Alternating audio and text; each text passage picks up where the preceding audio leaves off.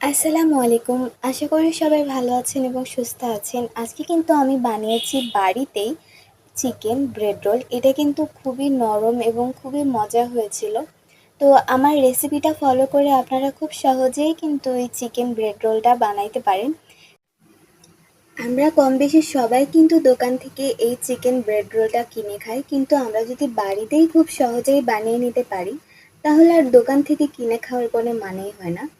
তো আমি যেভাবে এই চিকেন ব্রেডটা বানিয়েছি বাসায়, আপনারা কিন্তু ট্রাই করলে খুব সহজেই বানিয়ে নিতে পারেন।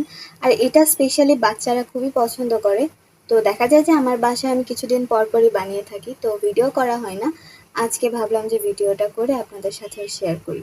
তো ভিডিওটা ভালো লেগে থাকলে অবশ্যই ভিডিওতে একটা লাইক করে দিবেন। আর আমার রেসিপিটা কেমন লাগলো অবশ্যই কিন্তু কমেন্টে জানাবেন।